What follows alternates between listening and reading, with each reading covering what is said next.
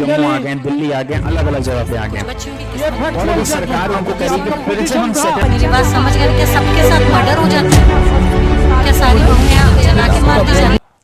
नमस्कार दोस्तों, Pahuja law academy में आपका स्वागत है।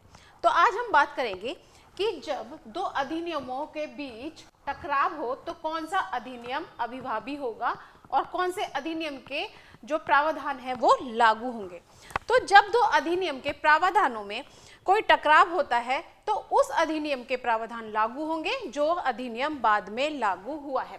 तो आइए इसे एक एग्जाम्पल से समझते हैं कि जैसे पहला हमारे पास अधिनियम है लैंगिक अपराधों से बालकों का संरक्षण अधिनियम 2012, जिसे हम शॉर्ट में पॉक्सो एक्ट भी बोलते हैं। साथ ही साथ दूसरा अधिनियम है हमारे पास अनुसूचित जाति जनजाति अत्याचार निवारण अधिनियम 1989, जिसे हम शॉर्ट में SC/ST एक्ट भी बोलते हैं।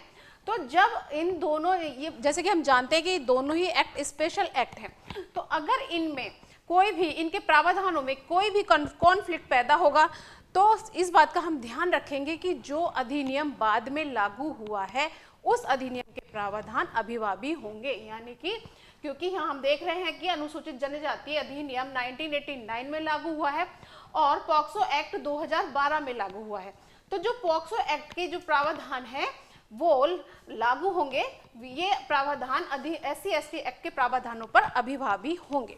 और एक बात, जब दो विशेष कानूनों के प्रावधानों के तहत मामला दर्ज किया जाता है तो ऐसे मामलों में जमानत याचिका कहाँ लगाई जाती है?